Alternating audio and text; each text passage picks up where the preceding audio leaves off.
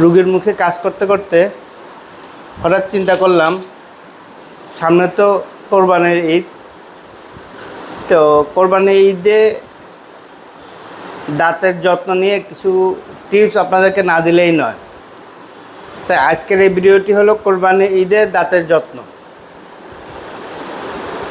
ঈদ ঈদ শব্দটার মধ্যে একটা শোনার মধ্যে একটা আনন্দ কাজ করে। ঈদ মানে আনন্দ, ঈদ মানে খুশি। আর কোরবানি ঈদের মধ্যে একটা বাড়তি আনন্দ কাজ করে যখন প্রত্যেক মুসলমানরা একটা কোরবানি দিয়ে আল্লাহকে খুশি করার জন্য। এর সাথে আবার একটা খাওয়া দাওয়ার একটা অংশ আছে, খাওয়া দাওয়ারও জড়িত আছে। সবাই খেতে পছন্দ করে।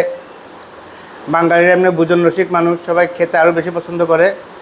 তো সেই হিসাবে খাওয়া দাওয়া এখানে জম্পেশ হবে, ভালোই হবে। সবাই যার সামর্থ্য অনুযায়ী কোরবান করবে, সবাই খাওয়া দাওয়া করবে। কিন্তু এই খাওয়া দাওয়া করতে গিয়ে যেন আমার দাঁতের কোনো প্রবলেম ফেস না হয়, এই জন্য কিছু যত্ন নেওয়া বাড়তি জরুরি, কিছু সচেতন থাকা জরুরি। যেমন ধরেন, আমরা সবসময় বলি কোরবানিদের জন্য যে স্পেশাল কোনো কেয়ারিং, এটা এমন না। ঈদ উপলক্ষে বাড়তি যত্ন যে 2 বেলা ব্রাশ, এটা সবসময় যেটা বলবো এখন তাই বলবো।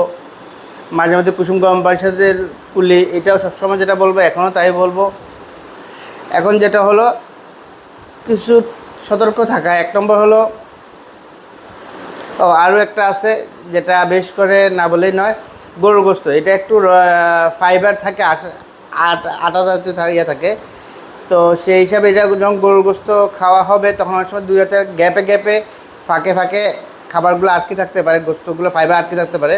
তো এই সময় অনেকে যেটা করে, সুন্দর করে হাতের টুথপিক কিছু রাখে, পকেটে রাখে। এই জিনিসটা বাবা করা যাবে না। আবার বলতেছি, এই জিনিসটা একদমই করা যাবে না। যদি 2 হাতে গ্যাপের মধ্যে যদি খাবার আটকে থাকে, আপনারা অবশ্যই ফ্লসিং করবেন। গরুর গোস্ত যদি 2 হাতে গ্যাপে ফাঁকে যদি আটকে থাকে, সুতা দিয়ে পরিষ্কার করবেন। ডেন্টাল ফ্লস যেটা বলি, 2 হাতের মাঝখানে ঢুকাবেন, বের করবেন। টুথপিক করবেন, খিলালি ইউজ করবেন, দাঁতের ক্ষতি করবেন। তাই আমার প্রথম টিপস হলো, অবশ্যই গরুর গোস্ত জাতীয় খাবার যদি, যে কোনো ফাইবার জাতীয় খাবার যদি দাঁতের মাঝখানে আটকে থাকে, অবশ্যই ফ্লসিং করবেন।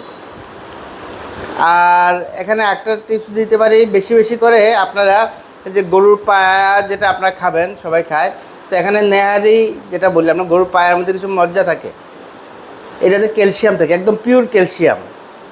আমরা যতই ট্যাবলেট লিখি, এগুলো আর্টিফিশিয়াল ক্যালসিয়াম যতই লিখি, আল্লাহর দেওয়া খাবারের মধ্যে ক্যালসিয়ামটা আরও বেশি থাকে। এই জন্য গরুর পায়াগুলা বেশি খাওয়ার চেষ্টা করবেন, তাহলে দাঁতের জন্য ভালো হবে। দাঁতে গঠনে সাহায্য করবে, দাঁতটা একটু মজবুত হবে। বিশেষ করে নেহারিটা খাবেন, মজ্জাগুলো বেশি করে খাবেন।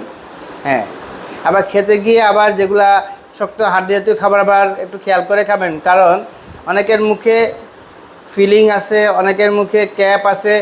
এমন যাতে অ্যাক্সিডেন্ট না ঘটে যে আপনার বুলে অসতর্কের কারণে জোরে একটা হাড্ডির কামড়ের কারণে আপনার পুরো ঈদের আনন্দটা নষ্ট হয়ে যায়। এই জন্য সব খেয়াল রাখবেন, যেগুলোতে আপনার ক্যাপ আছে, এগুলো দিয়ে যদি আপনার বুলে যদি একটা শক্ত একটা হাড্ডি কামড় পড়ে যায়, তাহলে ক্যাপটা কিন্তু ভেঙে যাবে বা খুলে চলে আসবে। বা যারা রুট ক্যানেল করছে, ক্রাউন করে নাই, ক্যাপ পরে নাই, পড়বেন বলে পড়া হয় না, ঈদ চলে আসছে, তাদের ক্ষেত্রে একটু খেয়াল রাখবেন।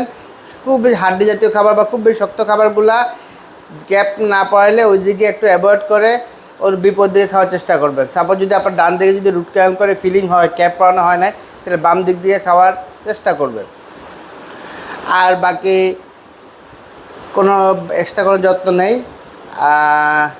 ভালো থাকবেন, সুস্থ থাকবেন। আর যদি কোনো প্রবলেম ফেস করেন আমাকে জানাবেন, ইসলাম টেকের পেজে নক করবেন। ইনশাল্লাহ আমরা সবসময় আপনার পাশে আছি। আর ঈদের আনন্দটা বাড়ির সবাইকে নিয়ে উপভোগ করুন। ভালো থাকুন, সুস্থ থাকুন। আসসালামু আলাইকুম।